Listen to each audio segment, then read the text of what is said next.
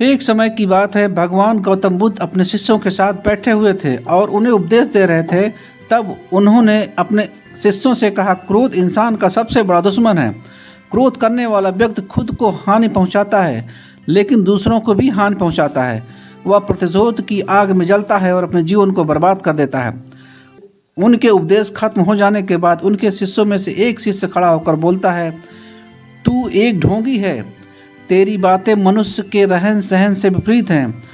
तू जो कहता है उसे अपने जीवन में अनुसरण नहीं करता और दूसरों को यह सब करने को कहता है। जब उसका वह शिष्य गौतम बुद्ध को उल्टी सीधी बातें कह रहा था, तब गौतम बुद्ध ने कोई प्रतिक्रिया नहीं की और वे शांत बैठे थे। लेकिन ऐसे में वह व्यक्ति भी ज़्यादा गुस्सा हो गया और गुस्से में आकर उसने गौतम बुद्ध के मुंह पर थूक दिया। इसके बाद वह गौतम बुद्ध को गुस्सा नहीं आया और वो शांत रहे। उन्होंने अपने चेहरे से थूक को पोंछा और चुपचाप बैठे रहे।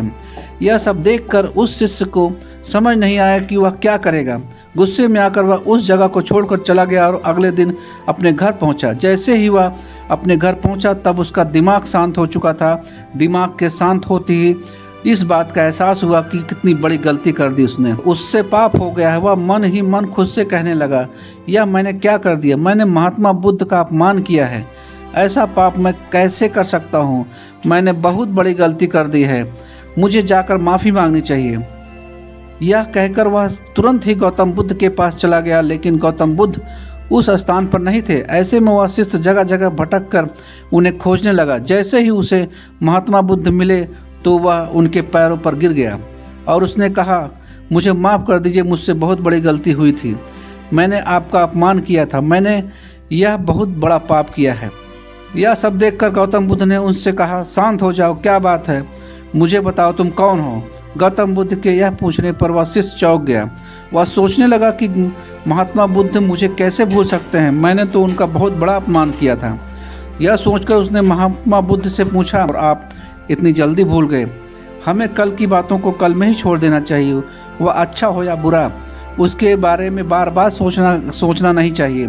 मैं बीती हुई बातों को पीछे छोड़कर आगे चलता हूँ और ऐसे ही हम सब को भी काम करना चाहिए। महात्मा बुद्ध ने उस शिष्य से कहा। महात्मा बुद्ध की यह बातें सुनकर वह शिष्य और भी ज़्यादा प्रभावित हुआ और उसने बोला, मैं आज इससे आपकी हर बातों को मान करूँगा। इस कहानी से हमें यह सीख मिलती है कि क्रोध इंसान के लिए सबसे खतरनाक है। यह मनुष्य का सबसे बड़ा दुश्मन है जो उसे बर्बाद कर सकता है। इसलिए मनुष्य को कभी भी क्रोध नहीं करना चाहिए। इस कहानी से हमें यह सीख मिलती है कि बीती हुई बातों में हमें भूलकर आगे बढ़ना चाहिए।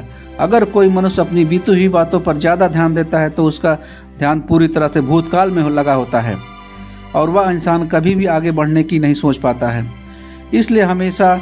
इसलिए हमेशा पुरानी बातों को छोड़कर आगे की सोचें।